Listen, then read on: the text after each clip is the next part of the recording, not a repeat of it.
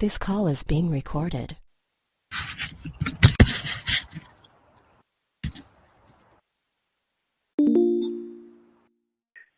Hey guys, how are you? Hello, how are we All doing? right, I'm doing good.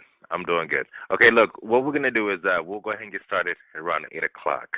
Okay, thank you for calling in, and we're gonna get started soon. I see you calling from Tennessee. Who am I speaking with? Reginald Neal. Hey, Reginald, how are you, brother? All right, Chief. How's it going? Good. All right, so just hold the line, Reginald. We're gonna get started in a few minutes. Okay? No problem. Thank you. You're welcome.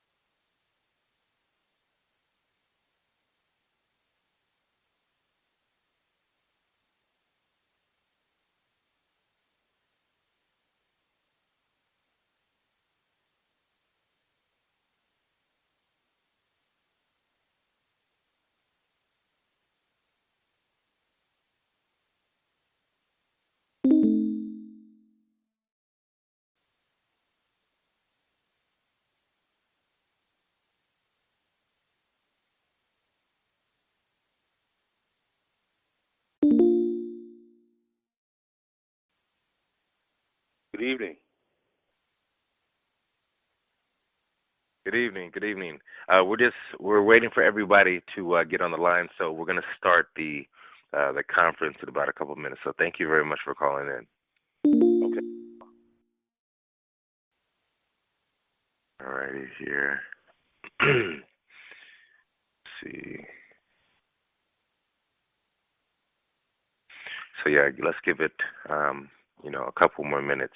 But look, while we're here on the line and before we get started with the formal questions for this evening, does anybody have any questions? Because I know I've covered quite a bit of information on my on the different articles. I have the dream article, the article on the Ancestral Connection, and then just recently I put out another article for the Nature Identity program, the Nature Identity membership. So I wanted to see, does anybody have any questions on any of the things that that we've introduced over the last few days? I'd be more than happy to go ahead and kind of go over some of that information if you guys have any questions.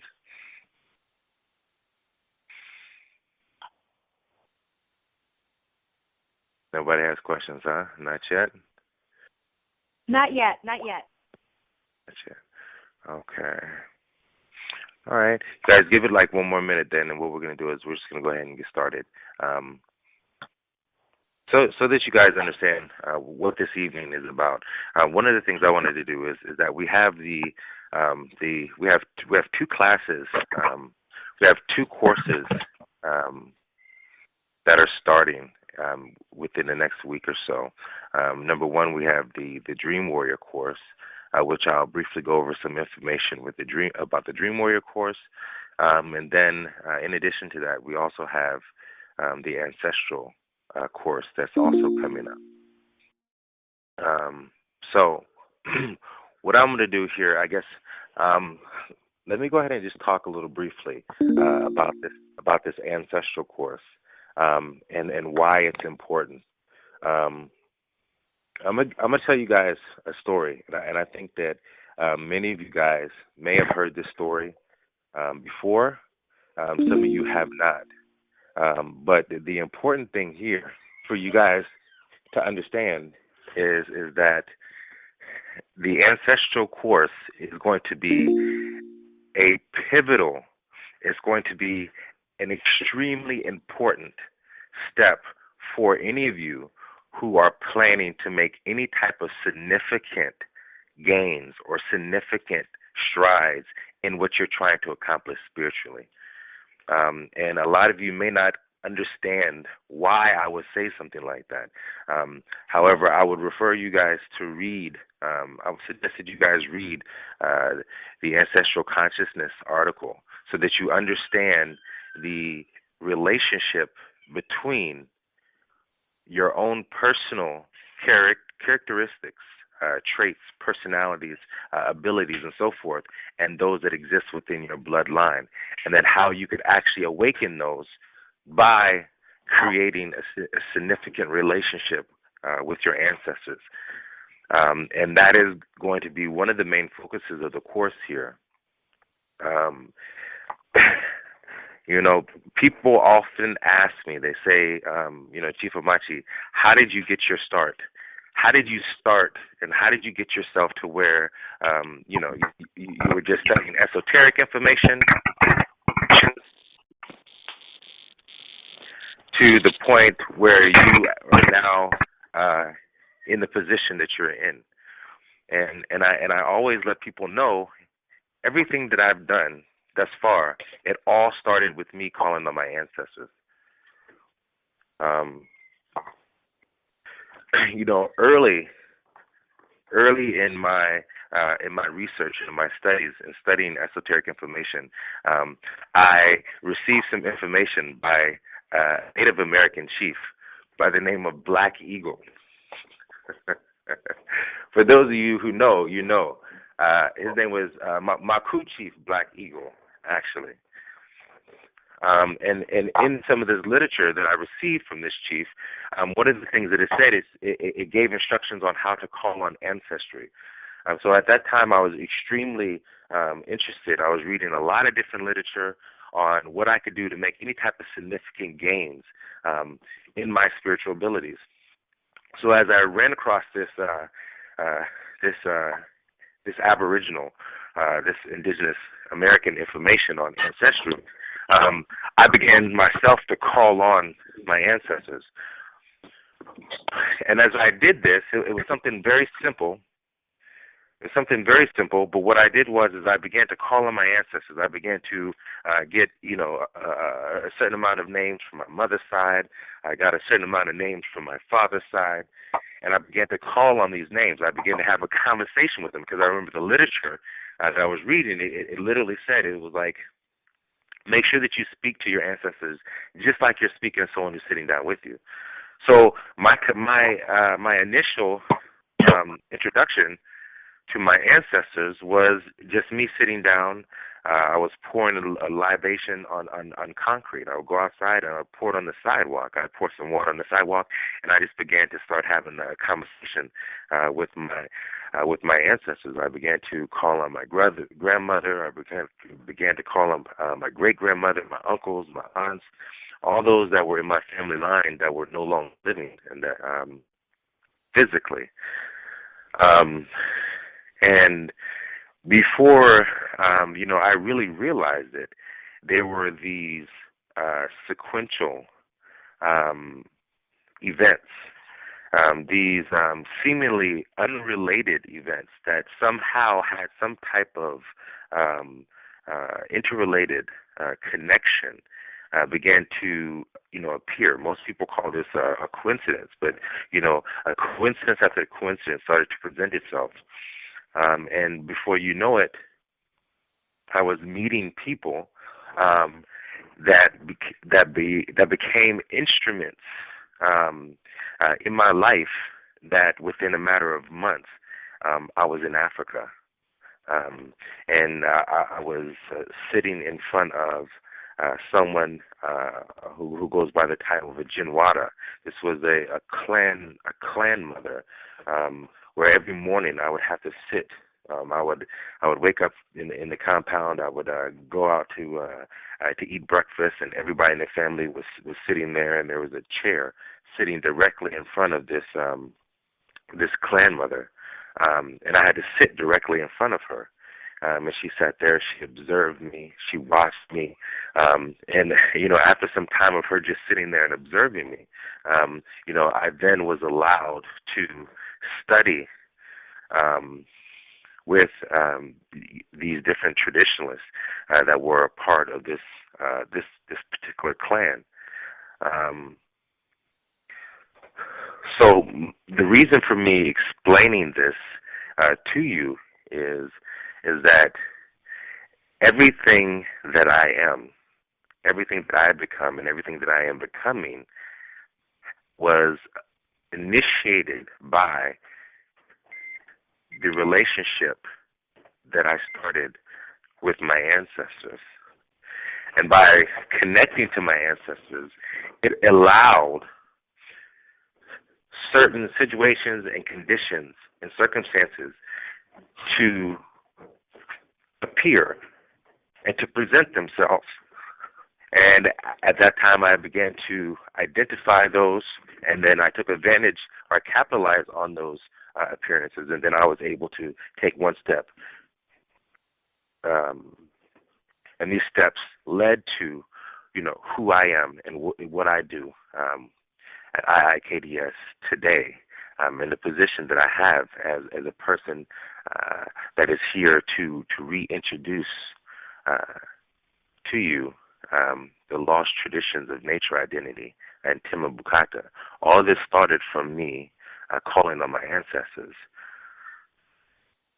So the class, the Ancestral Consciousness class, is an extremely important class. It's going to be a course that's going to give you the tools that are necessary for you to optimize your spiritual experience. A lot of us have gotten impression from different esoteric literature, maybe movies, different novels, that spirituality is something that's done on an individual basis, and that cannot be further from the truth. According to indigenous African perspectives, especially the traditions of Timabukata and the science of nature identity, the concept of spirituality is a joint venture. It's something that is intricately related to you as an individual, as an individual personality. However, it's also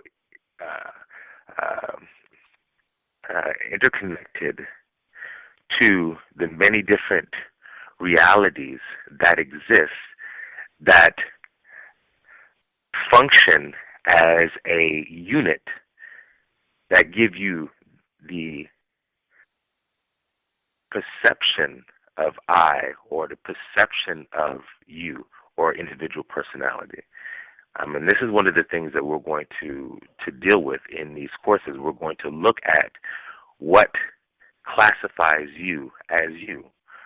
Because I was asked by a student not too long ago if I would explain a little bit further when it comes to what happens to a person once they no longer exist physically. I believe the question was presented to me. It was, Chief Amachi, can you explain to me what happens after you die?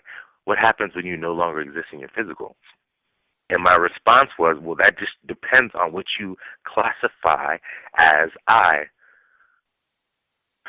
And one of the things that has not been addressed in a lot of the literature that a vast majority of us have been introduced to is that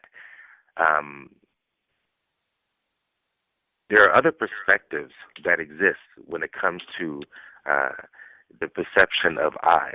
And one of those is the indigenous perspective, the indigenous perspectives of Timabukata nature identity. And when we observe I, we see it as a component of several different things that are all interrelated, that function as a functional unit. However, they're all separate entities. And these entities have their own life, they have their own mind, they have their own function, and they almost live in their own realities. And I've kind of covered this once before, but I want to go over this just a little bit. If the best way for you to look at this is for you to observe nature, and for you to look at something very similar to an ecosystem. If you were to observe an ecosystem, you would notice that there are several independent entities that have their own lives, that have their own modalities, that have their own mind, that have their own life. However, the whole ecosystem exists together as one, as a functional unit. That's very similar to how the human beings are, according to indigenous perspectives. So when you call on ancestry, and when you begin to tap into that power, you begin to tap into many of the different subdivisions of yourself that exist that you may not have been able to identify before. And a lot of those individual entities, like as you're looking at an ecosystem, they all have their own function, and they all bring different aspects, different characteristics, different personality traits, different attributes to the table, which give people many of the different powers, many of the different abilities that we have all been identifying as psychic abilities. And I want you guys to follow me when I speak about this. What I'm explaining to you is that according to indigenous perspectives, personality traits, qualities that are frequently observed in human beings, their origin, according to traditional perspectives, exists in the land. It exists in land forms. It exists in the life and the mind that exists within the environment. And they actually reflect in human beings. So this is something that we're going to start discussing, and that we're going to start dealing with in this ancestral class. We're going to take a look at a lot of these perspectives, but we're not going to do it from just a speculative manner. We're going to do it from an operative manner. And for those who have got a chance to take some of my courses, you see that everything that we do in these courses is centered around results. So we're not discussing philosophy. We're discussing results based on a ceremonial practice and based on certain products and so forth that you guys will be getting. So one of the things that we're going to focus on in this course is we're going to focus on the creation of an ancestral shrine. This ancestral shrine is going to be important for all of you because this is something that is going to build you from the inside out. And without getting too deep into these discussions, one of the things that we're going to deal with, I remember I got a question not too long ago, and someone asked me, well, I thought, spirituality was always based on the interior perspectives. And why is it that in indigenous perspectives, the focus is always on exterior aspects of nature, whether it's dealing with things that are, outside of yourself. And what I'm introducing here is saying that that's not true. The perspectives of indigenous communities has always been that the exterior also reflects on the interior. And I know a lot of you guys have always heard the concept as above, so below. That's always been a concept, or as above, so below, as above. That's always been a reality within these indigenous perspectives. So the truth is that, yes, the focus has always been on the interior perspectives, or on the fact of interior phenomenology or felt experience. However, we also identify the fact that a lot of things that are happening interiorly also have a reflection exteriorly. And it's understanding that exterior and the interior realities is what's going to give you the true balance when it comes to your spiritual development and your spiritual nature. So, I believe we've got everybody on the line here. What I want to do is I want to give everybody here a chance. I know that I've covered a lot of different topics over the years, and I know that a lot of you have followed a lot of the works that we've done, a lot of the different articles that we've been placing recently on the website and on the Facebook. So do any of you guys have any questions before I move forward on anything? Because I know we got quite a few callers on the line. So I'm really interested to hear any questions. You feel free, if you have any questions, to go ahead and ask. Does anybody have any questions? How long will it take to make a shrine? Okay, so a very good question. So as far as your shrine is concerned, it's not going to take very long at all. This is a month-long course. It's roughly going to take you about a week to put together your shrine. Some of the components of your shrine are going to be made here at the headquarters at the Tambo Shrine. So some of the components of your shrine are going to be made here. Other components of your shrine, there are going to be instructions that will be given, and there will be things that you'll have to go out and you have to collect yourself. And then you're going to take those components and then put them together according to the instructions that I give in order to create that shrine. So it's probably going to take you about a good week. Okay. Yeah, it's going to take about a good week, and even before we get into a lot of the things that we're doing is operatively, with the construction of the shrine. There's some other things that we need to do beforehand, and then we'll get into we'll discuss that a little more once the class gets started. But there's a preparation phase that we're going to have to go through. So there's a couple ceremonial phases that we may have to go through first before you actually get to the construction of the shrine. And then hence this is the reason why it's a month-long course. It's going to be a period. There's quite a few things that are involved in this course. So, Okay. Okay. I have to a answer your question, it's a week. Oh, go ahead, sister. Feel free. So once you have collected the shrine and you put it together, is there a specific location in the house that you suggest that you place that shrine? Yes. Yes. And that's something that we're going to go over in the course. So there will be a specific place in the house that you should keep the shrine.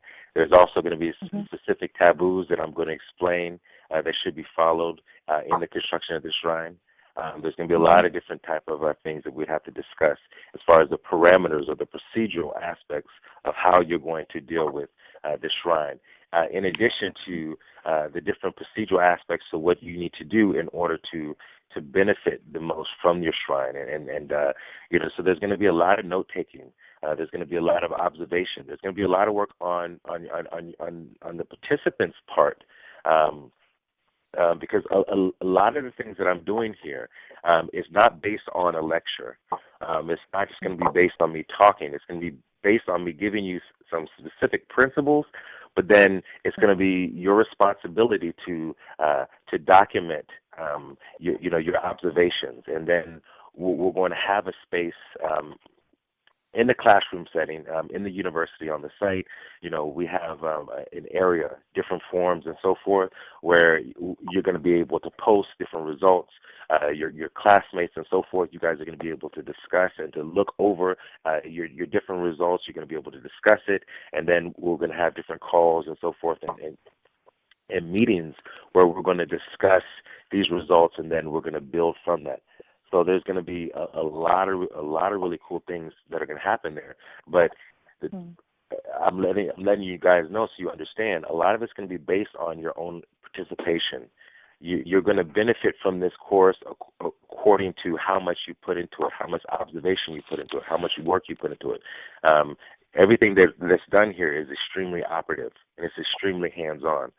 So that's going to be important for you guys to know, because it's not going to be something where I'm just giving some instructions online and then you read it online and then, you just do a couple of things. Everything is going to be extremely hands-on. Okay, thank you. Oh, you're welcome. Welcome. Does anybody else have any other questions? I have a question. What are some ways that I could look at to know if my ancestors are trying to contact me or communicate with me? Because I've been noticing a lot of occurrences where it's a lot of things that been that look like they blend in or work with each other, just different coincidences, and Just wanted to understand that, and what could I do really to strengthen the relationship if I know that they, been trying to contact me to move forward with myself or gain more spirituality with myself. Yeah, that's a good question. And, the reality of it is that's what we're covering in the course. This is the goal here. The goal here is that you're going to experience phenomenology, meaning you're going to have different felt experiences, things that you observe yourself. Then there are going to be other phenomena that may exist in your exterior, things that you're able to observe, in your world, different things that happen, like you're describing, coincidences and so forth. All these different things are happening, simultaneously. The goal here, with the course and with these teachings of nature identity is to bring structure to the chaos, so to speak. A lot of us now are getting to the point where we're able to observe specific phenomena. We're able to see, look, this is, wow, I see this happening, this happening, this happening.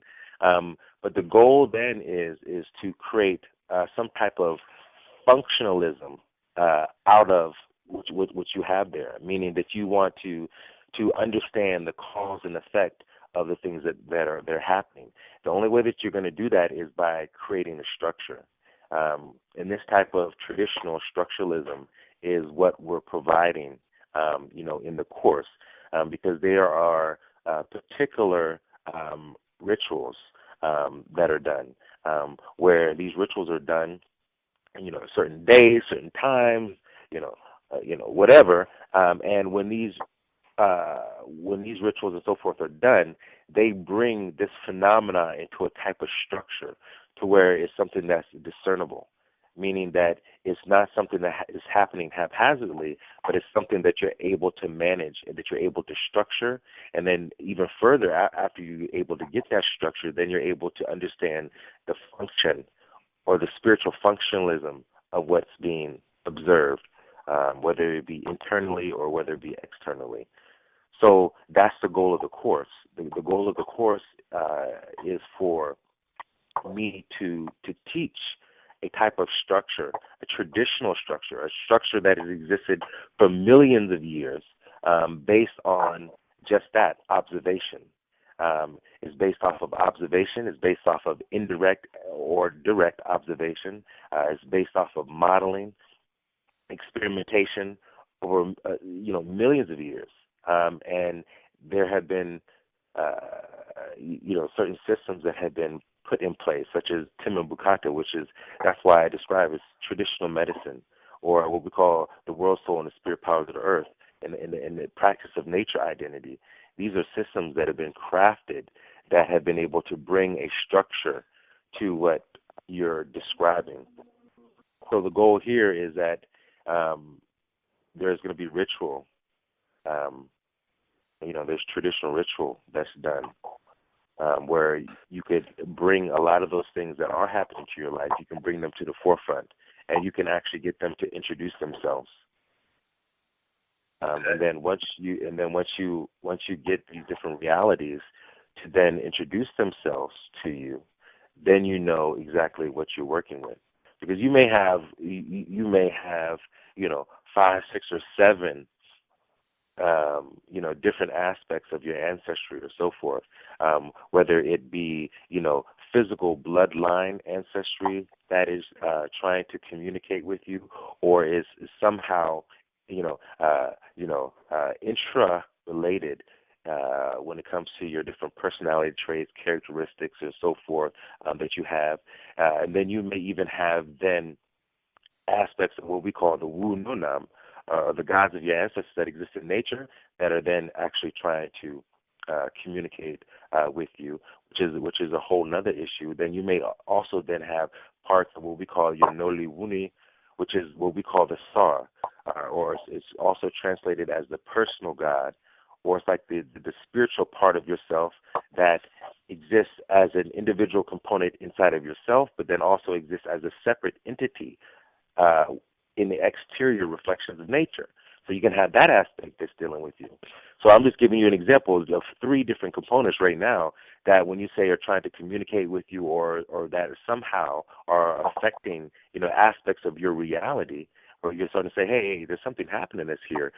The goal here for you would then to be able to identify to a certain degree what exactly is communicating with you. Because, if we're going to have a conversation, or if you're going to have a conversation, you first want to know who's speaking to you. And that's the first component of spirit conversation, is understanding, who you're having a conversation with. And then once you're able to identify who you're having a conversation with, then you're able to properly communicate. And then it becomes a conversation where you're communicating back and forth, back and forth, back and forth, back and forth. And see that becomes a structure that's set where you're able to actually put a structure to the communication that you have between yourself and your ancestry, whatever that ancestry may be, whether it's blood ancestry, whether it's dealing with the Wunonam, or whether it's dealing with the components of yourself that are not blood, that have never been flesh and blood, but that yet are actual components, of your environment and so forth. And that's what I'm describing as far as like a structure that exists there. And this is the beauty of traditional culture.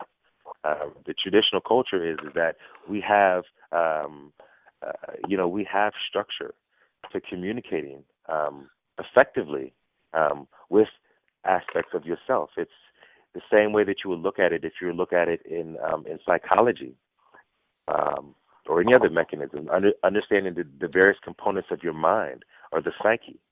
Well, if you were to understand the different components of your mind or psyche, according to traditional perspectives, as I'm trying to introduce here, in the most appropriate way at this point, is that the mind and the psyche, or what most people are calling I or individual, is something a little bit more transpersonal. It's not something that is dealing just with your individual personality. It's transpersonal, meaning that it exists beyond your own quote-unquote personality. And then this is something that we're going to deal with, in this course. And this kind of goes into a lot of the things that we also, discuss in some of the other courses, not just the ancestral course, but then this is something that we're going to discuss or that we do discuss in the dream course, in the Dream Warriors course, because then you're going to have to look at what are some of the many ways that I receive this communication, and dreams are one of them. So this is the reason why a lot of these different courses need to be explored by you guys before we can actually move into the spiritual development or the nature identity program. Because the nature identity program, where we are dealing specifically with the International Association of Traditional Scientists, and it's on a monthly subscription. And in that course, which we just introduced that course, a matter of days. And I really invite you guys. We're going to post some of that information on the Facebook site. We also have it as an article on our site. So make sure that you go to the site and you scroll down to the bottom of the page, and look at that article. There every month we're focusing on different spiritual components, in order to build yourself spiritually. However, this is the thing. So let me explain this. So we're focusing on areas where there is dealing with spiritual abilities, okay? And by spiritual abilities, we're talking about spiritual sight, perception, intuition, many of these things that are associated with spiritual powers, clairvoyance, all these things. Every month we're dealing with spiritual products, we're dealing with lessons, we're dealing with knowledge, history, and so forth that are reviewed by myself and that are gone over by several different elders that are teaching this mentor program. We're going over these subjects. We're going over subjects such as spiritual protection, self-defense, spiritual influence, healing and cleansing, ancestral and spirit communication. But these are some advanced perspectives, and we're not talking about philosophical. We're not talking about speculative. We're talking about operative. So we're dealing with operative spiritual tools and products and so forth. But this is the reason why the Dream Warrior course, you have to take that course, because we wouldn't have time to go over a lot of the material that we're going over in the Dream Warriors course. And this is, in addition, this is the reason why you need to go over the Ancestrals course, because we won't have time to go over that. These are the courses that are going to be responsible for getting you up to speed, getting the things that you need necessary, getting you the spiritual foundation that you need that's going to be necessary for you to move forward, so that you're able to benefit, in the best capacity, in these future classes, specifically the Nature Identity program, which is our new spiritual development program that we have. Okay, so it's going to be important. It's going to be extremely important for you guys to get involved in the Dream Warrior course, and it's going to be extremely important for you to get involved in the Ancestral course. And we have a lot of other courses that we're introducing. Even specifically, even further, the Master's program, which is getting the Master's in spiritual care. But there are going to be some prerequisite courses that you need to take care of first before you're able to actually move forward. So this is the structured path that we have for you, brothers and sisters. It's the Dream Warrior course. It is the Ancestral Communication course, then onto the Spiritual Development course. Then you have the Master's program as far as the Spiritual Preventative Maintenance and the degree in spiritual care and so forth. So it's like a path that we've laid out so that you guys can go from one to the other and build yourself in a way that's going to be necessary, especially if a lot of you guys are interested in building yourself, spiritually. And I know a lot of you guys have gone through a lot of different systems, a lot of different teachings. However, it's just unfortunate. A lot of us, in the community still have not received the education that we need when it comes to these traditional perspectives. So we're still dependent. So the goal here with IIKDS is to give you these different methodologies, these indigenous perspectives, these indigenous teachings and so forth, so that you become proficient, you become self-proficient, instead of becoming dependent like so many of our brothers and sisters that are practicing these various spiritual practices throughout the diaspora. They're still dependents, and they're not independent as of yet.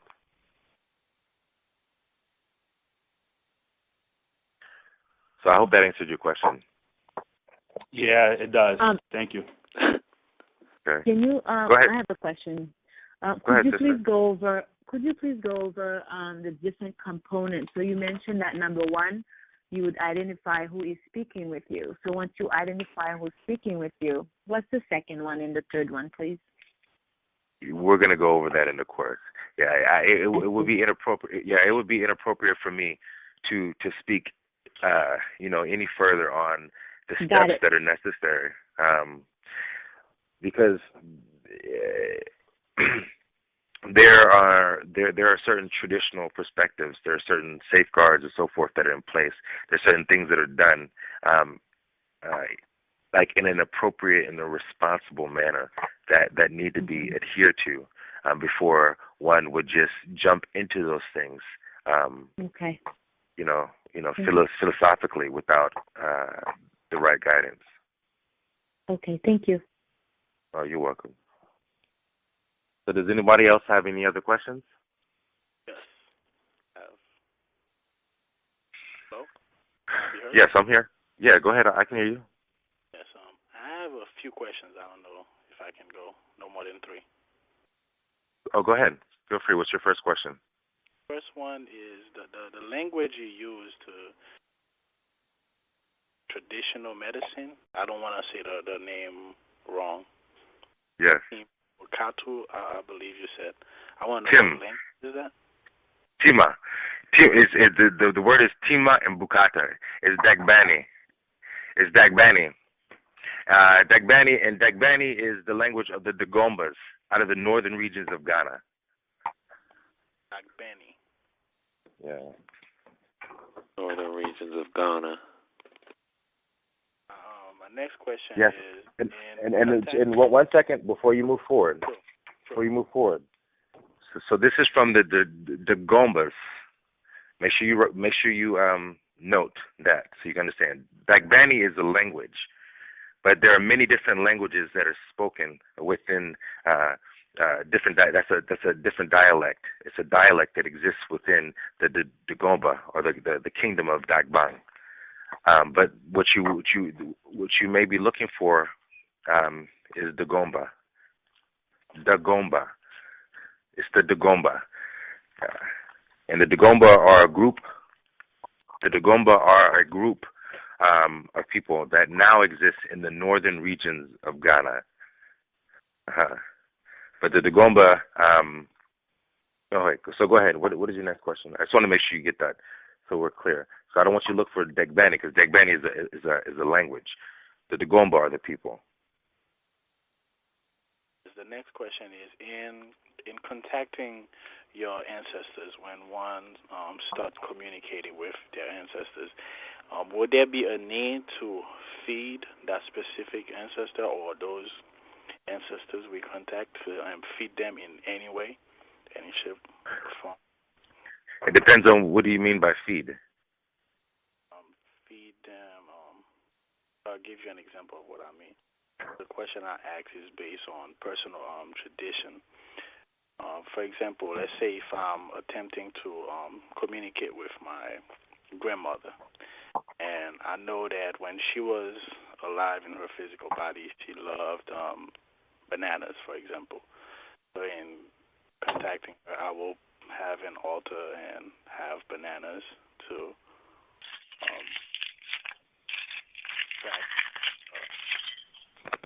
basically attract her so I could have that communication with her. Right. Okay. I understand what you're saying. Okay. So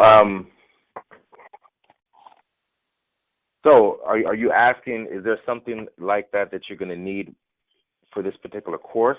Is that what you're asking? No, not for the course. Like for the tradition. Will there be a need to feed your ancestors when you tag them? Okay.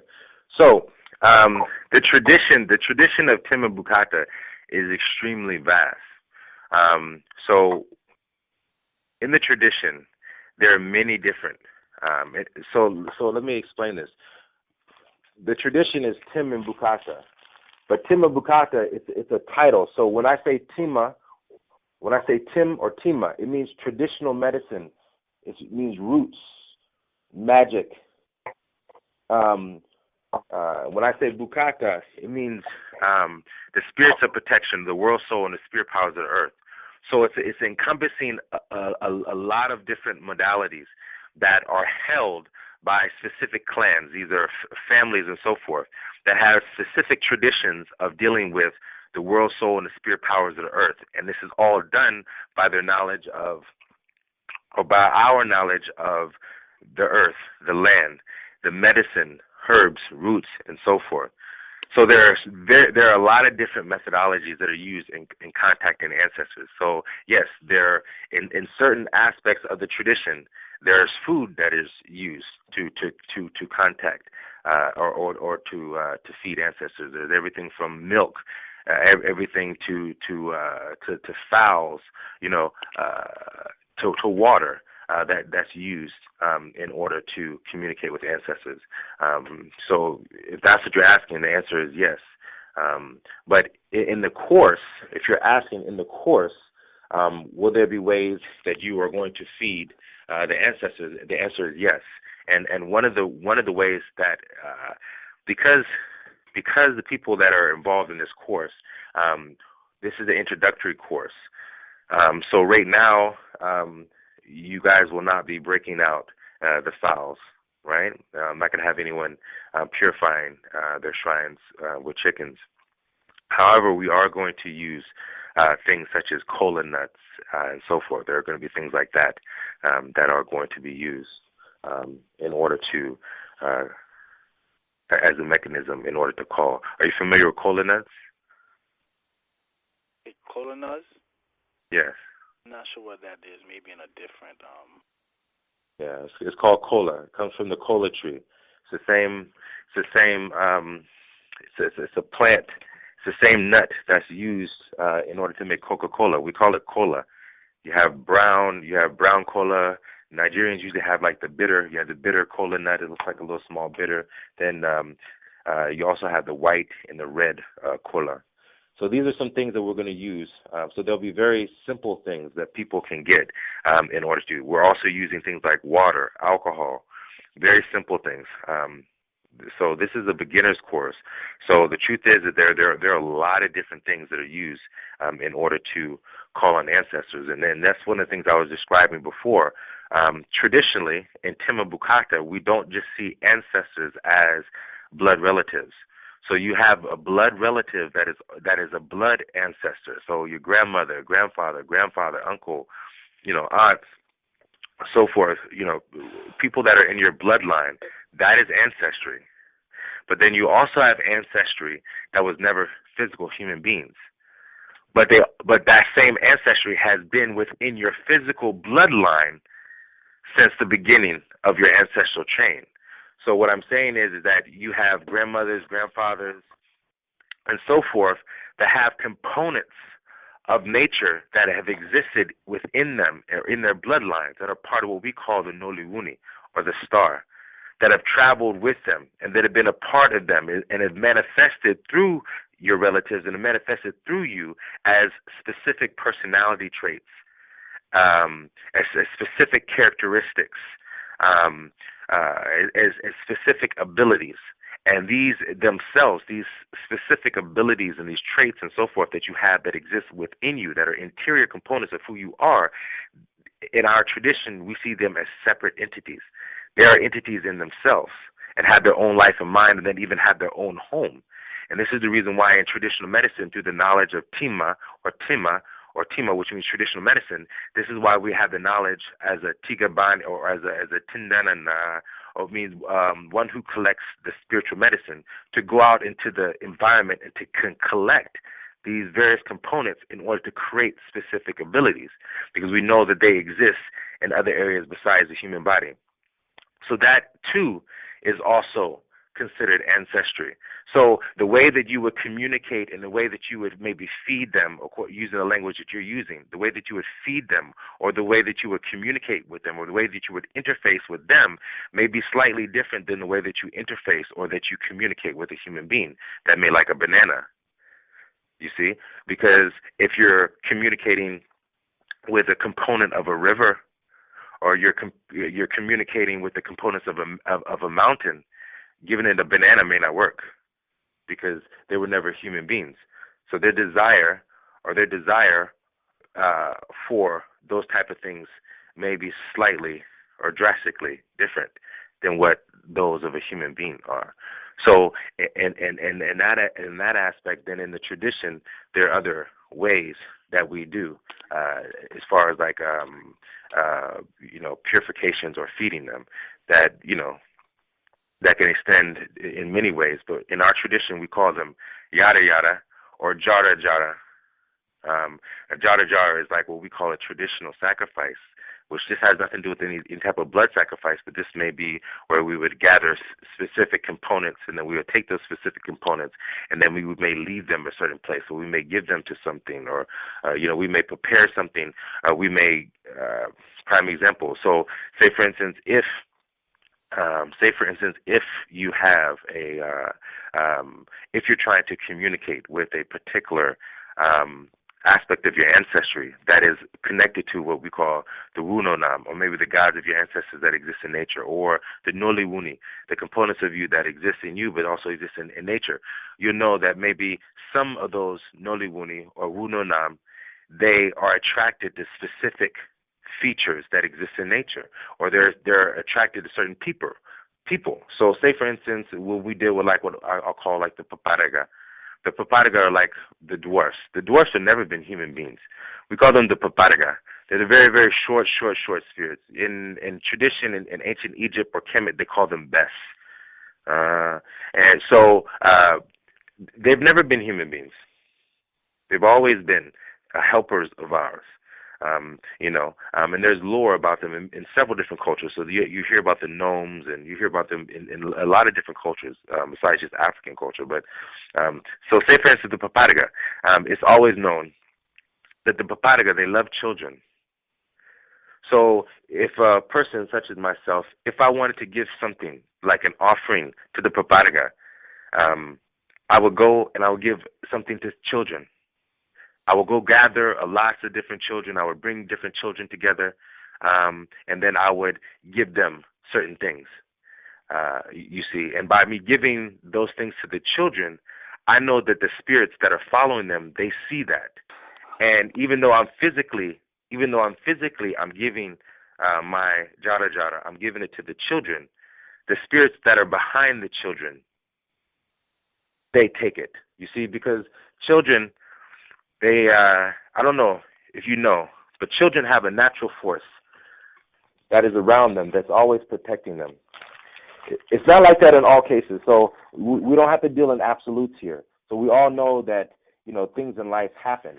But naturally speaking, according to the laws of nature, there are certain forces that naturally cultivate the growth and development of children.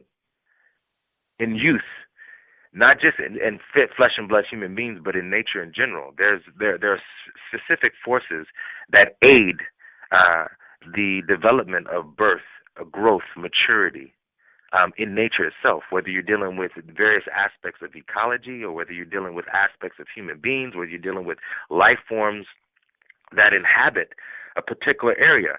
There's specific forces that are responsible for aiding in the growth and development of youth. So, in that being said, there are certain spirits that follow different life forms that exist within the environment.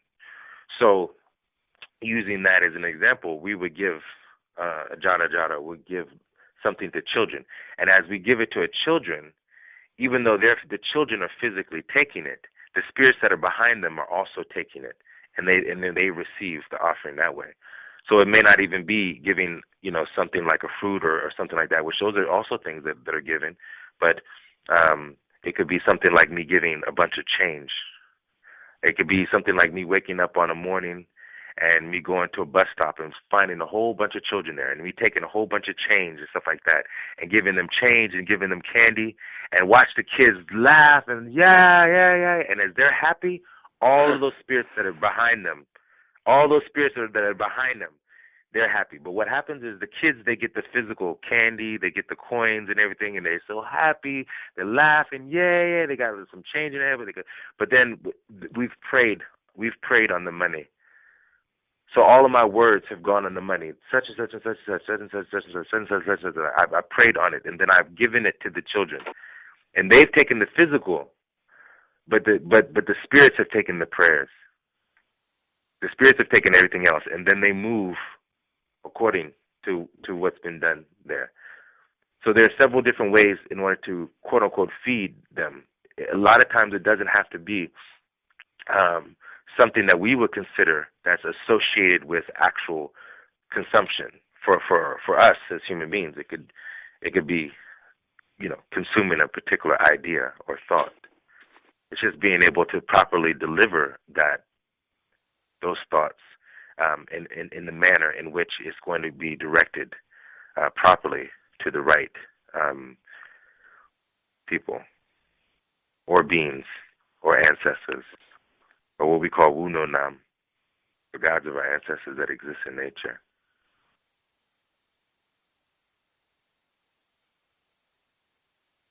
So do you follow what I'm saying? Yes, I was on mute. Yes, thank you for the answer. Yeah, I follow you. I do. Okay. In your third question. The last question is, I didn't quite get your answer. You said that one of your students had asked you what happened to soul once they leave the physical body. Right. I didn't really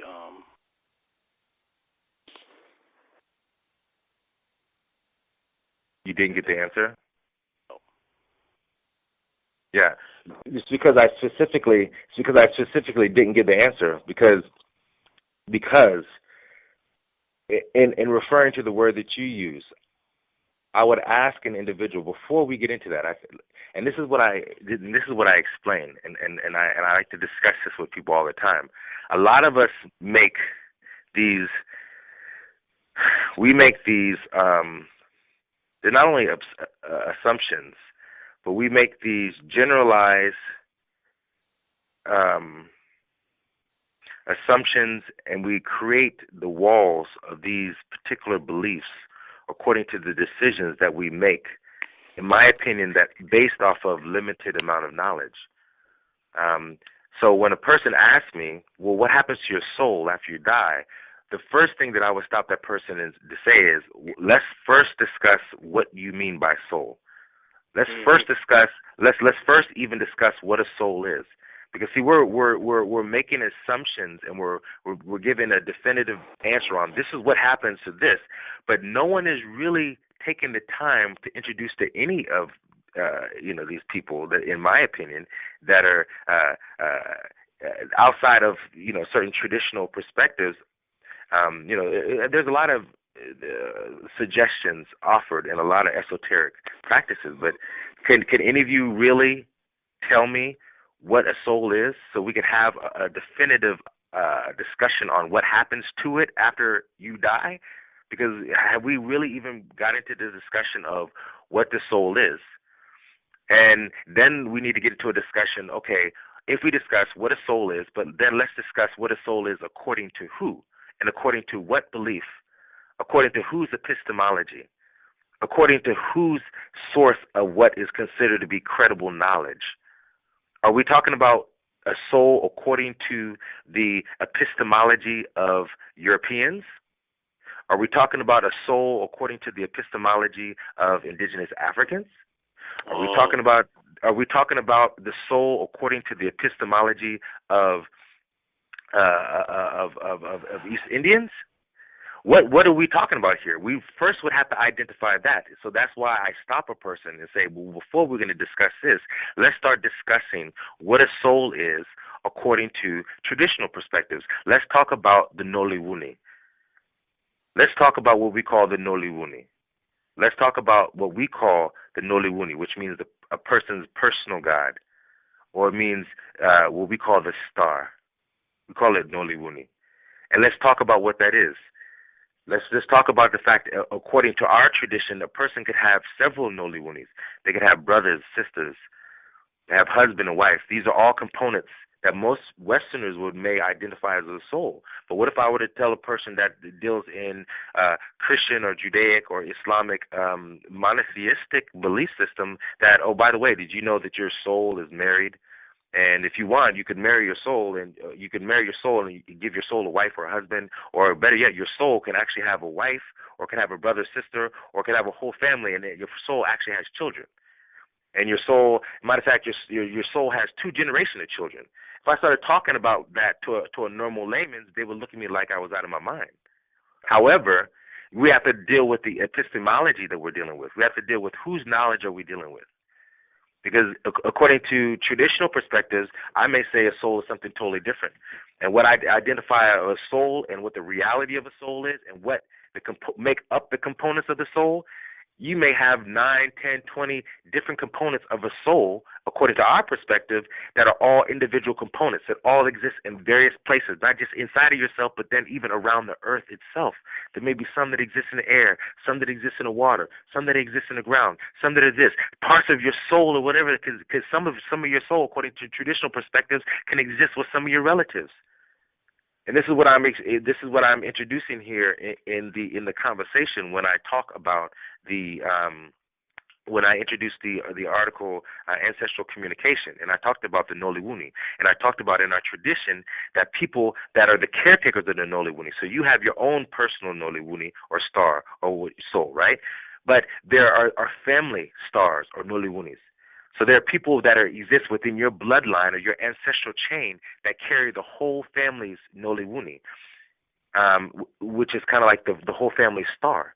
And those people, according to our traditional perspectives, those people are usually identified as people in the family that have very strong spiritual powers, abilities, that are in Western culture, they would identify them as psychic abilities or supernatural powers. These people in our tradition, they're actually the holders of a family star. And even go so far to say that in our traditional perspectives, that even if you're a person within that family, you could have a particular problem, and you could literally get down on your knees and pray to whoever you think that you're calling on, and even regardless of your belief system or what you think you're calling on, whether you think that you're calling on God, you call on Jesus, or you're calling on Allah subhanahu wa ta'ala, what's coming to help you is your personal God or spirit guide, your personal God that exists within your family line, and it could leave some of the family members that exist that are part of your family. That presence can leave that person, that caretaker can come to you, can solve a different problem, and then go back to that person and sit back and rest in that person. Now, in monotheistic culture, you may call this person a guardian, a spirit angel, or angelic, host, or the malahika, whatever you want to call on. But in our traditional perspectives, we may see it much differently. And I have to tell you, in the traditional perspectives, it gives you a perspective or a bird's eye view of exactly how we are interrelated and connected to the complexities of nature, and how it all ties in, and what relationship we play as far as our own identity and understanding who we are as people, as human beings, as beings, and understanding that we have an identity. It could be so difficult, right? We have a cultural identity, you can have a racial identity, but then even then, this is why I'm introducing, you also have a nature identity. And this is where we're coming from in the practice of the traditions of nature identity in Tim and Bukata. We're trying to reintroduce people to their nature identity. A lot of us are, look, there's some of people in the quote-unquote so-called African-American community that are still confused on our own racial and cultural identity. We don't even have that, let alone get back to the point where we could understand cultural, racial identity, what have you, like many others have a healthy sense of a cultural, racial identity, but then understanding that identity as it even extends further to then understanding our natural identity. I'm not talking of natural identity as it's talked about according to, some people that think that they're, quoting, different laws and so forth that are written by, they're written by other people. I'm talking about the laws of nature. So by understanding a person's natural identity, then you're able to get into other types of identity that extend past natural identity, which we don't need to discuss now because we're still trying to get people on natural or nature identity. So this is the reason why the discussion of what happens to a person's soul after they die becomes a little bit more complicated when we really start to look at the basis of, the truth is, most people don't even know what a soul is. And they don't even know what a spirit is or what a soul is, let alone where it will go once they're no longer living. How could we possibly start to talk about that when they don't even really know what soul is or spirit or what the difference between a spirit or a soul is? We can't even begin to have that discussion. So there has to be a type of re-education that's done. Once this re-education is done, then we can sit down. When we can all sit down and we could start talking about some of these concepts from a specific epistemology, and we have a specific understanding of what we're dealing with here, then we can start discussing what happens to several different components of yourself when you no longer exist as what you're calling I or you. But that's just a whole another discussion, because according to traditional perspectives, what most people have been calling I or you is really, it's not what most people think anyways. Half the things that you think are you, as far as personality traits, they may not even really be you. They're not. They could be parts of your ancestry, and then But I mean, we'll I don't want to get too far off the path, but that's what I'm suggesting. So that's the reason why you didn't hear the answer, because I didn't give the answer, because we still need to discuss certain basics of certain words and certain titles and certain concepts that are really trapped our minds. these terms and these concepts that a lot of us have used or are using, they've trapped our minds in cages. They're imaginary cages at that. So the goal here would be to get the mind out of the cage so that we're able to move freely through nature. And then once we're able to get out of a particular person, a particular place, and maybe a particular book, because most of us, or most of our people around the planet are trapped in person, places, and things. They're trapped in a holy person, a holy book, and a holy place. They've been totally locked out of the complexities of nature as a whole. Their spirituality has been confined to one book, to one person, and to one geographical location. Mm-hmm. Which, when we deal with the concepts of nature identity, the temple or your holy place becomes the earth itself. It becomes existence itself. And your parameters in your reach extends into the holism of what is, instead of being trapped in a couple of pages in a book and with one individual and in one holy place. So this is our goal. And that's not to take away anything from anyone who's practicing any type of belief.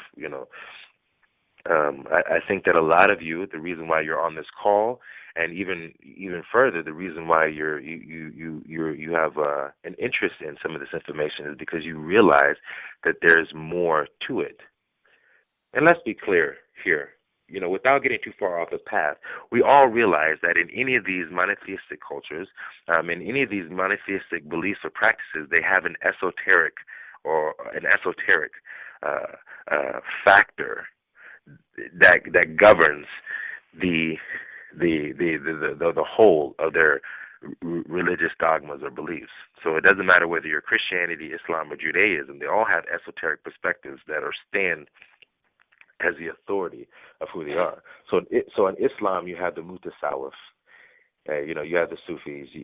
Christianity, you have everything from the Golden Order, the Hermetic Dawn, to Rosicrucians, Freemasons, all the way down. And Judaism, you have the Kabbalah and everything else. So anyone who's ever taken any time to read any of these different literatures and take a look at any of this information, you have to come to the conclusion is that all the esoteric information it always comes back to quote unquote magic and all the mystery, the mystical stuff. That's all been the very foundation of our traditional practices. The disguise has always just been to avert your mind from those realities and to lock you into a small little cage so they can keep you from, But that's not the point here. I'm not going to get into that type of, soapbox. I just want to give you an understanding of why I didn't give that. So you understand? Perfect. Do you have another question? Because your questions are good. Your questions give me a chance to come out and get some information out. Do you have any other questions? I have many questions. That's why I wanted to focus on these three. I said, important questions. I believe the questions that I have won't answer until maybe. Actually. No, feel free. Feel free. If you have, I'll go ahead and take one more question. If you have another question, go ahead. Positive. Okay.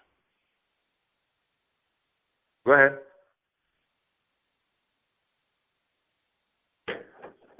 Okay. So does anybody else have any other questions? You said that you mentioned something about parameters or something when we're doing this ancestral course. Parameters you got to follow or stay within certain rules. Well, what I was describing is that the goal here is for me to provide a structure. So that's my goal for that course, is to provide a structure for you, and the structure is provided for you as a type of guidance, something that you could rely on in order to kind of guide you along the path. It's kind of like the goal here is for me to give you a map. And it'll be your choice to follow the map. You could veer off the path. You could stay on the map. It's up to you. But my goal here is to this course is to provide you with the map. And that's the structure. And if you follow this map or your structure, it will definitely help you to achieve the goal that you have, that many of you have enjoyed in this course.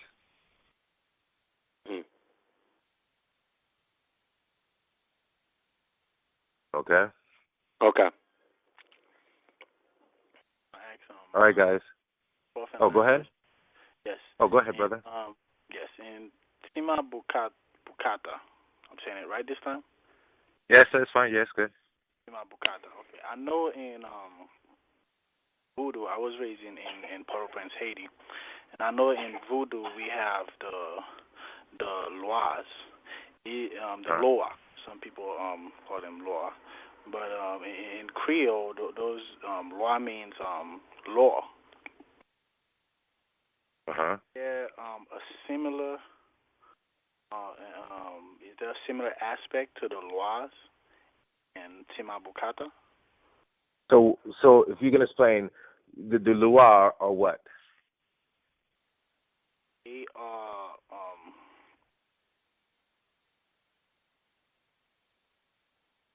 I would say they are aspect of. I would say they are aspect of nature, because in the language, the law in the language, it means law.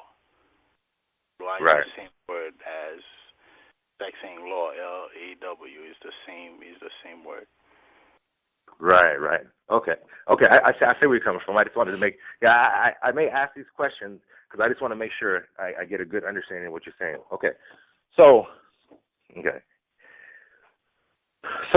in Tim and Bukata, so I'll go again because I know this is like a new concept that I'm introducing. So Tim and Bukata, I want to explain something to you so you understand something. And I'm going to say this. Let me say this. Let me start off by saying this. I'm going to start off by giving you some history. So the Kingdom of Dagbang is now in the northern regions of Ghana. But the origins of not all, but the origins of some of the traditional practice of the Dagomba comes from Chad, comes from Sudan, and it comes from the Eastern Sahara.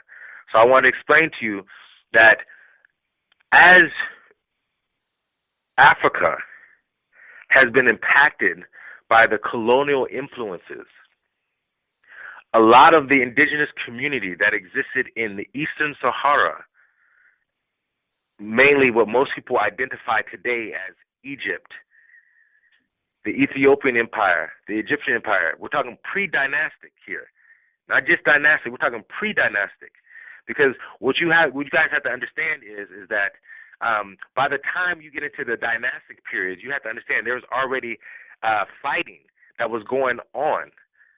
There's internal bickering and fighting that was happening between migrant colonialists and the indigenous communities for hundreds, even thousands of years. That led to the separation of what most people call the upper and the lower Nile, to where they became separated politically. We're just talking about in Ethiopia, Sudan. So it was a long time where we have a lot of colonial influences that were influencing those parts. Those that did not move, or that were not slaughtered and killed, or were integrated into a lot of those different communities, they chose to migrate. So you have a migration of people. You have a migration of people that have traveled from the Eastern Sudan to the Western Sudan. And if anyone knows the history of Africa, which you're going to have to learn, because there's no way that you can understand a lot of this knowledge if you don't understand some of the history. You have to understand that there's an Eastern Sudan and there's a Western Sudan. Believe it or not, West Africa is known as the Sudan. But they also have the Eastern Sudan, which is like Sudan, Chad, Ethiopia, Nubia, Egypt. That's the Eastern Sudan. You have indigenous community that traveled from those areas and came and migrated from the Eastern Sahara over to the Western Sahara and created what we call the Old Kingdom of Ghana, which is where current day Mali and Senegal and all those places are. They had the old kingdom of Ghana. They ruled there for 1,000 years. The Dagomba were there. The Dagomba were also in Egypt and traveled over. They're in Nigeria. They're in a lot of places, and they traveled over, and they kept a lot of information. The information that they were holding as what we call the Naba, like a traditional title of the Dagomba is called Naba, or Naba Na, or Banaba. That's a traditional title.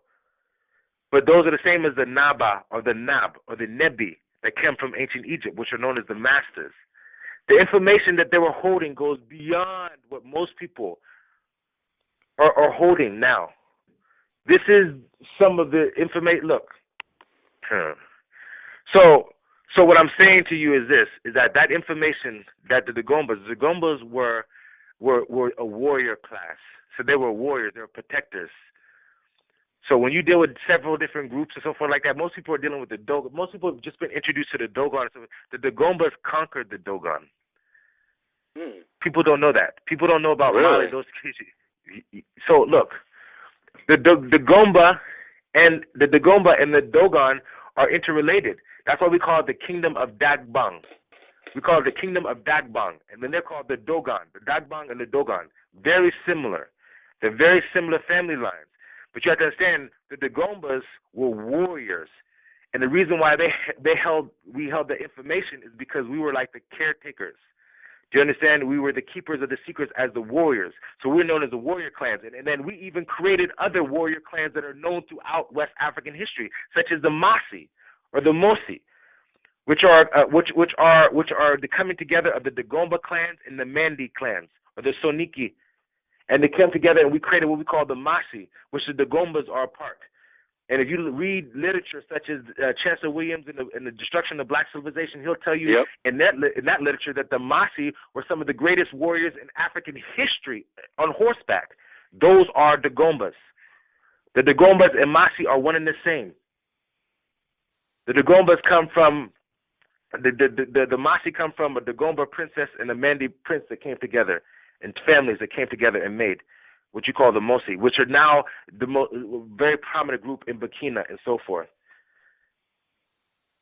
So what I'm telling you is that the Dagombas were not just some traditionalists.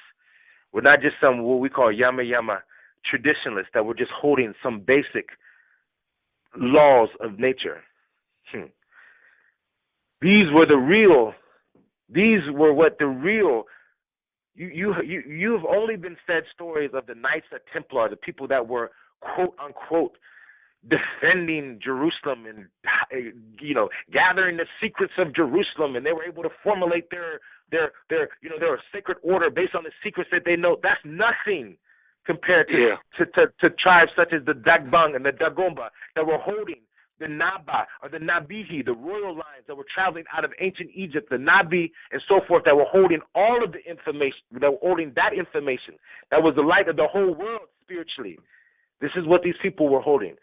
The Nabihi are known as the royal clan of the Dagbang. That's what I'm trying. And the royal chiefs are known as Naba or also Ba Naba. It could be switched, Naba or Ba Naba, but the Naba are the Nebi. These are the Neb or the Nebs, the masters coming out of ancient Egypt. So the things that they're holding is what we call the primary. It is dealing with the laws, but the laws of nature, but it's dealing with the primary laws of nature.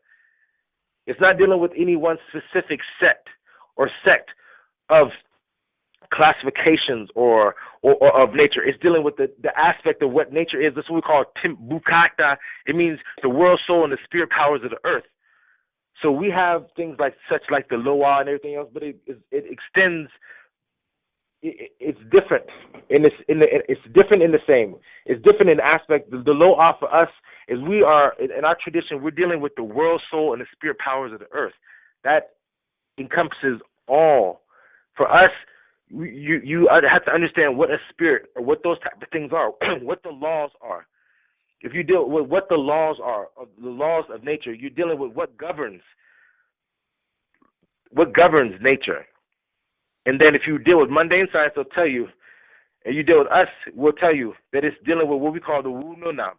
But when we talk about the Wu No Nam and those different things, if I were to explain to you in a scientific manner, all I would tell you is that you're dealing with the electrical activity of the earth.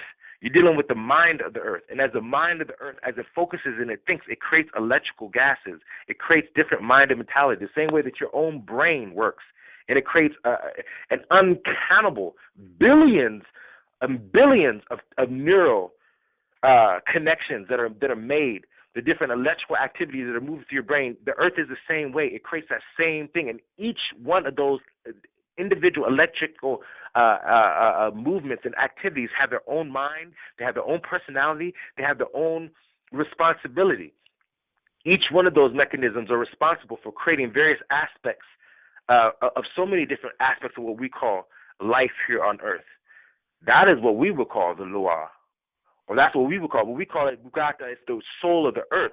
So our concern is not just in a particular entity, it's on understanding the very soul of the earth itself, and then understanding the soul of other realities as well that extend even past that, which have many different names and many different titles. And many of these different realities have been given so many different names and so many that we're not concerned about the names, because the names change. Our goal in Timbuktu, it depends on who. But the goal here would then be to understand the action.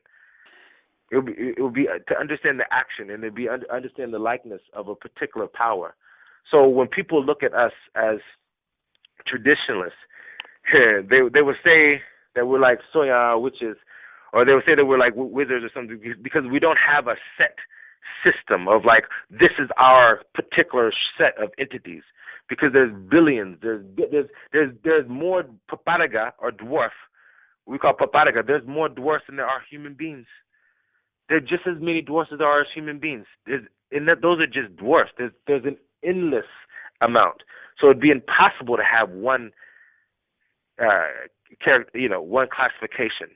So the laws itself would just be understanding the very soul and the very spirit power of the earth itself, and understanding how it functions, understanding where it functions from, understanding where these things emanate from, understanding how their connection and where it exists on the land, through its life forms, through its different reflections. And that's our tradition.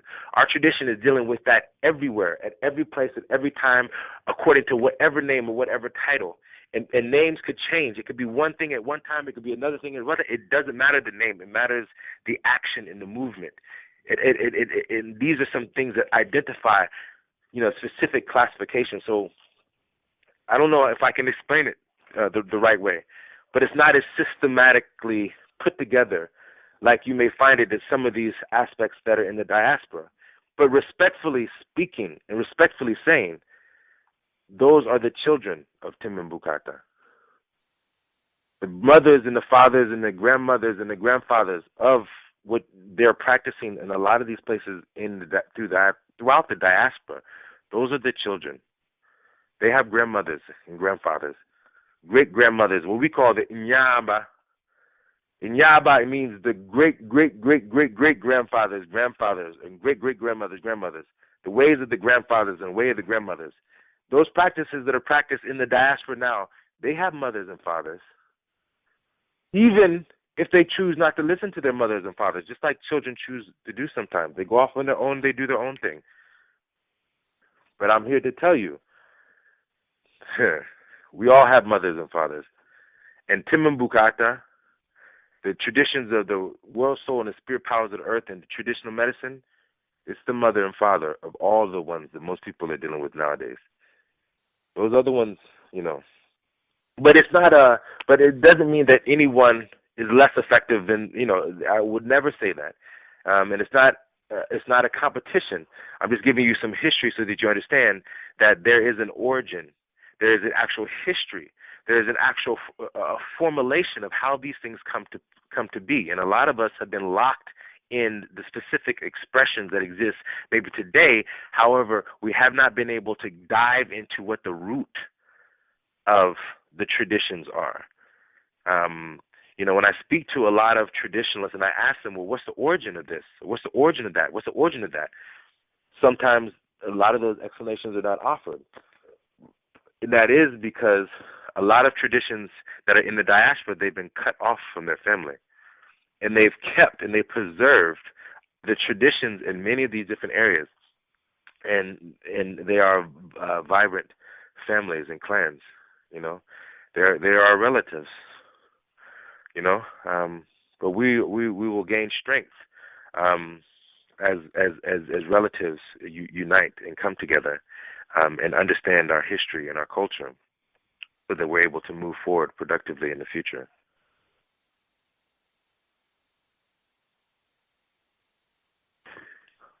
So I hope that makes sense. So the answer to your question is yes, we have that. It's just the way that we look at that is just much different than I think. It's not structured in the same manner. It's structured in a different way, and the perspectives are looked at differently. The ideas would not to be to focus on just the laws themselves. And this is something that I will say so you could understand, which is a difference that exists in Timbuktu, that a lot of people that exist in several practices throughout the diaspora may not be used to. In a lot of practices, I want you guys to understand that tradition exists in different forms and facets throughout the continent and even throughout the diaspora. Tradition can exist in the forms of, purely speculative and reverence-based, all the way down to the most, structured operative base. The traditions of Timbuktu is said to be a science by the Inyaba that was given to our ancestors.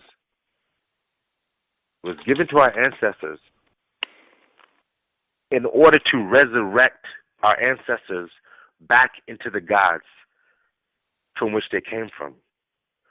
So the tradition of Timbuktu was a tradition that was created by what we call the Wu No Nam to reintroduce to their ancestors their lost abilities, their lost powers, their lost mind, their lost eyes, their lost ears.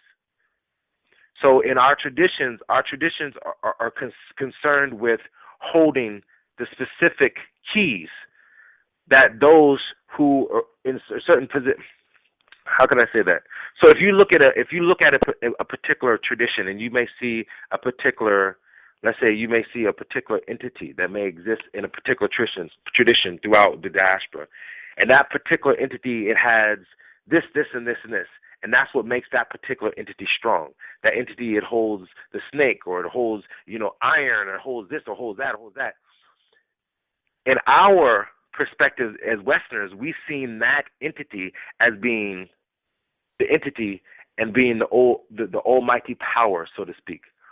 In the traditions of Timbuktu, it's more about acquiring that particular power, and once you acquire that particular power, you yourself become a god. You yourself become that god through your power and your ability, because you hold the exact same tools that particular entity holds. And I'm explaining that, and I'm going back, and I explained this in my first conversation. A lot of people are still looking at ancient Egyptian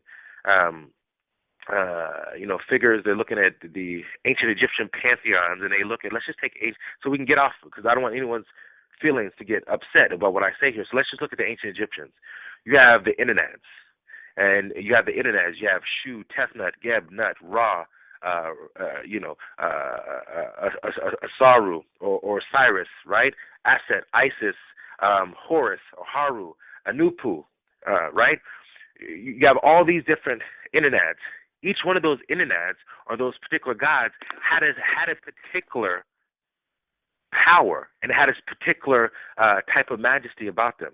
When you look at Haru, I say this all the time, when you see him as a teenager and you look at the story, he's standing on two crocodiles. You see him on Stellars when he's a teenager. He's standing on two crocodiles. He's holding snakes and scorpions in his hands. And then he has the god Bes hovering above his head. What we would look at in traditional, in the science of Timbuktu, as I've said many times, these are all certain aspects of spirit, or what you call the Loa, that are assisting Haru. Haru was not powerful because he was just Haru. He was powerful because of the things that he was holding. And because of the things that he was holding, it made him what we call a Bulana. A Bulana, it means a controller of the gods. And as a controller of the gods, then he was able to be what we call the Na, or he was able to be a big chief over ancient Egypt. In our perspectives as Westerners, we've been looking at it wrong. We've been looking at Haru and saying that he is who he is because who he is, instead of understanding why Haru was what he is. So the purpose here of Timambukata is to put those tools in your hand to resurrect you back into the God from which you came. It's not to just observe the laws or to give reverence to the laws. It's to turn you into the law, to turn you back into them, because that's who we are as people of the earth. And as time has gone on, according to a lot of our stories, which there's a traditional story, and it's a story with what we call the Paparga. And the story goes that there was a time on this planet where the Wunonam, or what we call the gods of our ancestors that exist in nature, and flesh and blood beings were one in the same, and would walk amongst each other and will communicate with each other just like any other human being communicates with human beings. And it talks about that type of relationship existed for quite some time. But the relationship that was formed between certain beings and flesh and blood beings became unbalanced. And there was a lot of disagreeable things that began to happen. Different powers and abilities and so forth were used in ways that were destructive instead of constructive. And then there became a time when there was a separation that happened where flesh and blood beings and what most people are calling the gods then had to separate. And that those gods, by whatever name you call them, we call them Wunonam, then began to separate themselves from flesh and blood beings in that capacity, and then began to hide themselves within the various aspects of nature. And it was those who had particular spiritual practices and were disciplined in certain ways, those particular Wunonam then began to reintroduce themselves to those families and so forth. And then certain families became what we call caretakers of the Wunonam. And these were, ancient priesthoods and so forth that existed that had direct connections to these gods and so forth. So there's lots of different stories that talk about that without getting too far off the path. But that's an explanation that I'd have to give you when dealing with, do we have, something that is, similar to the Lua? I would have to say it goes beyond that type of perspective.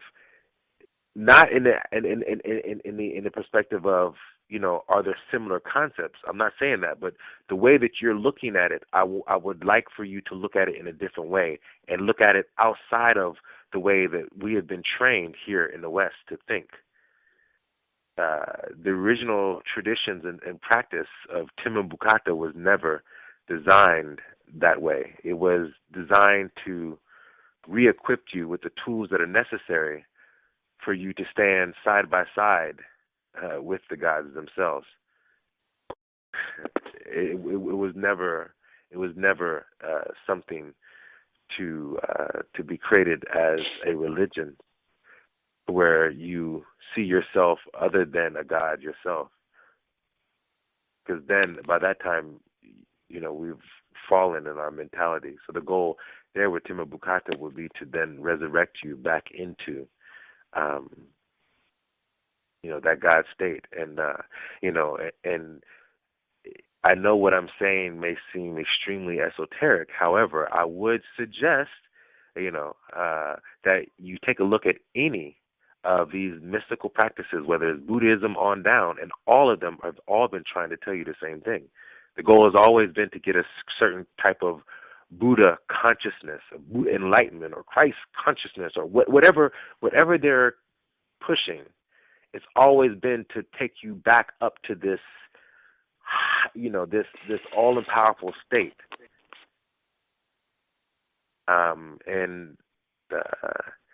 It's just the way that it's been given, or the way it's been packaged, which has crippled you, and taken you outside of your own true power, and has locked you into someone else's power, or essentially taken you out of your own mind and putting you into the mind of someone else, so that it's easier to to stunt your growth. So that will be the goal of Tema Bukata. It's please understand what I'm telling you when I introduce this. It's not a religion in that aspect. It's more of a science, and it's a science of self-development. And that self-development leads you, to become a representative, of the gods themselves. It's just a different way of looking at things.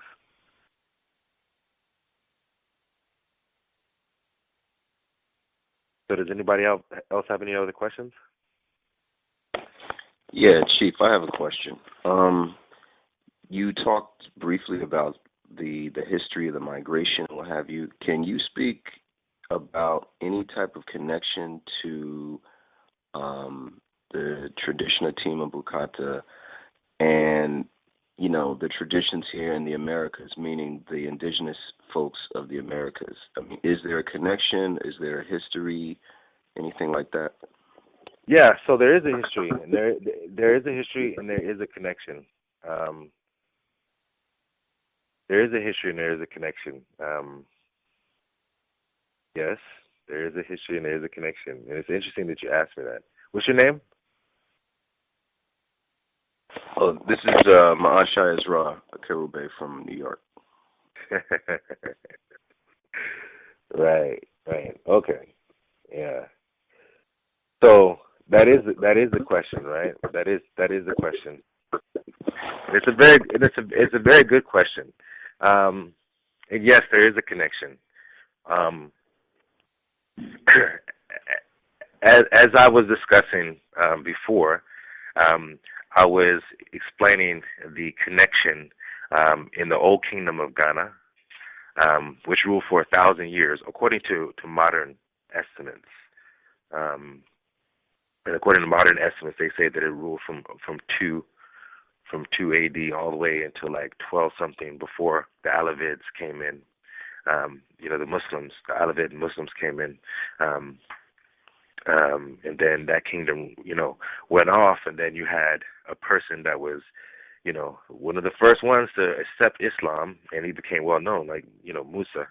Everyone praises him, but, they praise him because they give him respect because he's the first one to, give in to monotheism, and he became their poster boy. So, of course, he becomes talked about, and now everyone wants to deal with Musa, Kankan Musa, which the truth is he wasn't really, he was known as the Gold King, and he was known as having his riches, but everyone knows that he inherited those riches from the Old Kingdom of Ghana.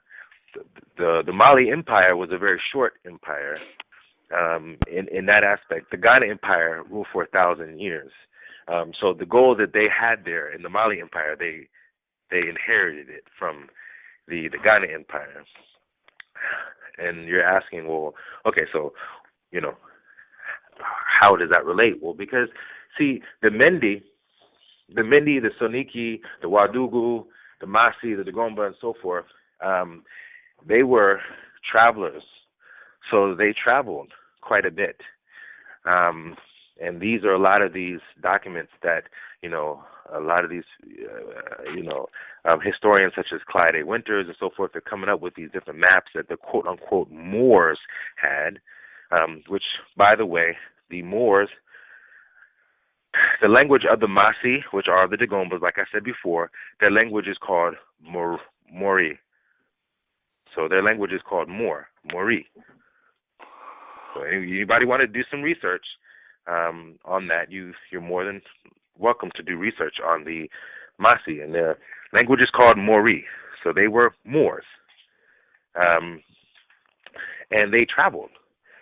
And there are a lot of intercultural relationships between the Shi clans, where you have the Ma-Shi or the Ma-Shi, you have the Mosi, you have the Mendi, and you have the Shi or the Shi Olmecs of Southern Americas, which are the native indigenous communities that were in the Southern Americas that even migrated up into the Mississippi Valley and influenced a lot of the Mississippi mound builders and so forth, which were, related to a lot of these Olmecs. So the Olmecs, which a lot of people have talked so intricately about, however, it's just recently that people like Clyde A. Winters and a lot of these other people are starting to draw the parallels between the Mendi tribes and the writings that they're finding on the walls there in Southern America and the Mendi that are in West Africa. The truth is that they're one and the same. And a lot of the traditions and the practices that were practiced by the Olmecs, or those mound builders, were also practiced by those there in the Old Kingdom, and there's a relationship there. And if any of you guys get a chance to do any additional research, you'll see that in the Old Kingdom of Ghana, they were building mounds. They were mound builders there as well. But without getting too deep into that, yes, there is a intercultural relationship between the Dagombas, the Mendi, the Masi, the Moors, and the indigenous communities of the America and their practice. And even further, what most people are calling Aboriginal practices in the America, those practices and the practices of Timbuktu are really one and the same. I can't tell you how much, if I were to read any type of literature, outside of the ones that I'm used to, I love to read, Native Aboriginal or Native American literature, because it's one and the same. Their practices are one and the same. They're identical to the perspectives of Timbuktu. Not even are they identical. The totemic symbols are even identical. You have what they have here in the Western world with the indigenous communities here, the Aboriginals. They have what we call the Wakinyan Tanka, the Thunderbird. So they have these different mounds and so forth. They're totemic symbols of the serpent, the bird, the feline, and so forth. They're identical to those of Dagbang and to those of the Mindis. And it's not just a couple isolated parallels that exist there. I mean, their totemic structure is identical. The identical totemic symbol that are found in the Dagombas is found in the Olmecs. And if any of you guys take a chance, take the time to study that, you'll see that the Olmecs, their felines, their structure and their totemic symbolism is centered around the bird and the feline, which that is the identical structure of the Dagomba. There's a lot of parallels, and what I would suggest, and what I'm introducing is that they are one and the same. So the practices that were practiced by the Olmecs, that a lot of historians and anthropologists would like you to think that no longer exists or that are extinct, that's not true. They've been preserved by the Shitobu clans of West Africa, and they're identical. There's a lot of things that I'm going to introduce later on in the future. I have some literature that I'm introducing, and I'm going to talk about that, in detail. But the Olmecs and their practices, specifically spiritual practices, and those that are practiced in the traditions of nature identity and Timbuktu, they're the same. Let me be specific. The mound builders of North America and Southern America, their spiritual identity and their cultural identity is identical to the cultural identity of those in West Africa, specifically those that practice Timbuktu. And one of the things that I am, introducing here is that is a proof of the cultural continuity between these two groups. However, you have groups that are out there now that are claiming, ancestral roots and ties to some of these, Native American groups.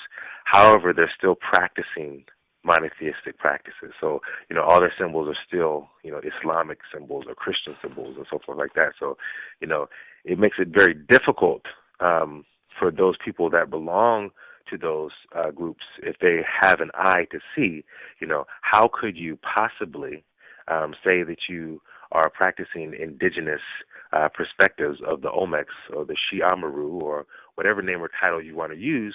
However, the symbols that you're using are all monotheistic, or they come from some type of monotheistic Islam, or so that's an indicator that you have some groups out there that are trying to put two and two together.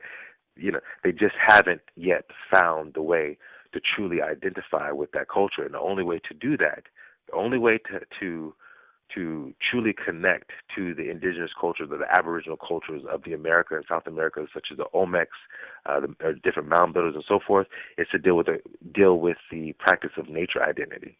Nature identity is the one connecting factor that connects all of those different groups together. It's nature identity. There's no way that you could truly have a functional understanding of the cultural identity, of those people, if you're not based in nature identity, and based in the practices of like Timbuktu, which these native Aboriginal groups the whole center of their belief system was structured around the practices of nature. So for all of you who are out there that may belong to some of these groups that are claiming to be Native American, however, they're claiming to be Native American, but they're still abiding by monotheistic or Islamic perspectives. That's a hint for all of you who have an ear to hear and an eye to see, that the people that are claiming to have a real authentic indigenous perspective, they're lying to you, because they couldn't have one if they were introducing that instead of nature identity. If you speak to anyone who is a part of any of these Aboriginal cultures, they do not practice monotheistic perspectives. They don't practice Christianity or Islam or Judaism in their indigenous form. A lot of people have cultivated those things based on, the circumstances of history and so forth. But if you deal with the root of their cultural identity and practices, it's centered around nature identity. And it's centered around their relationship with nature, their relationship to the land, their relationship to what they call Great Spirit, their relationship to what they call the Wakinyan Tanka, the Great Thunderbird, their relationship to the minerals of the earth, Stone Boy, the land, the rocks, all those things. If it's outside of the parameters of that, then,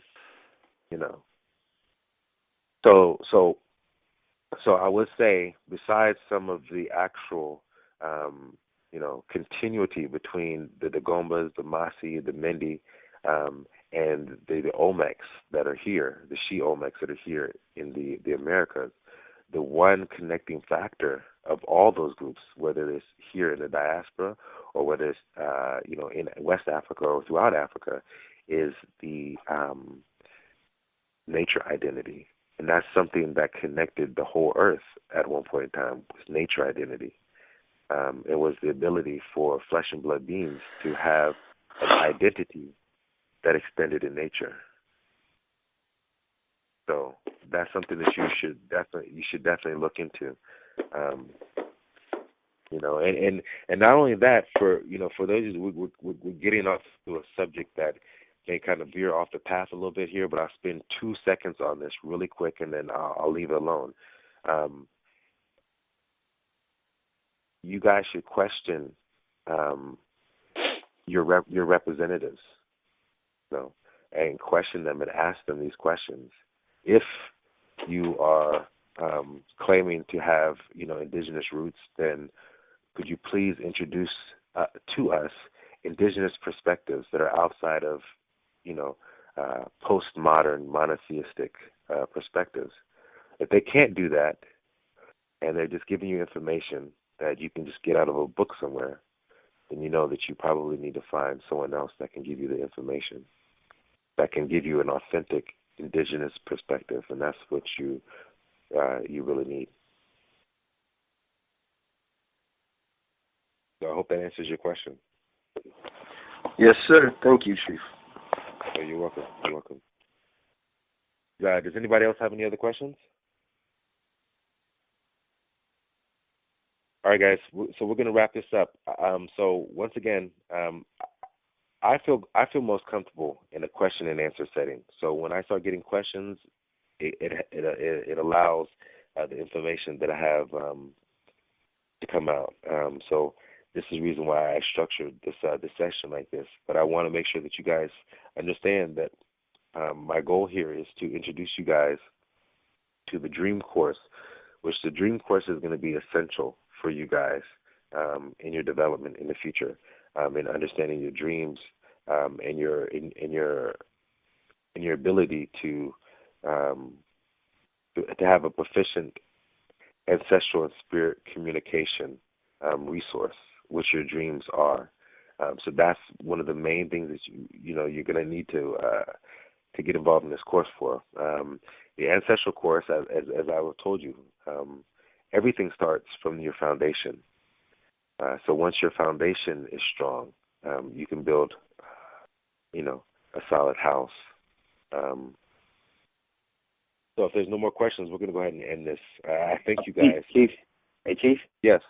Yes. All right. Just a quick question. Peace, by the way.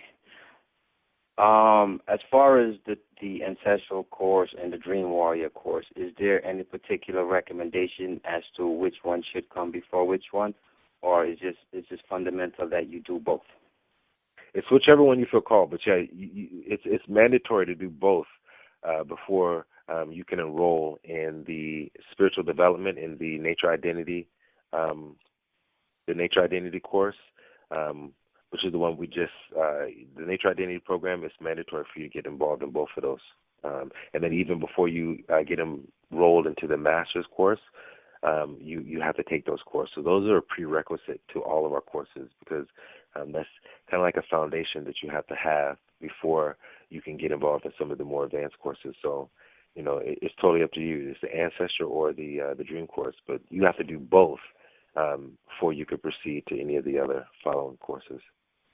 Okay. Thank you. Oh, you're welcome. You're welcome.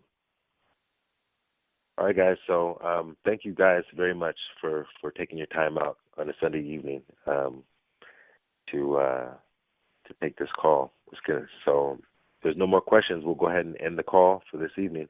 Any last questions? No, we're good. Thanks. All right, guys. I'll see you guys down the path. You guys take care. Thank you. You too. You too. Thank you. Thank you, Chief. You're welcome.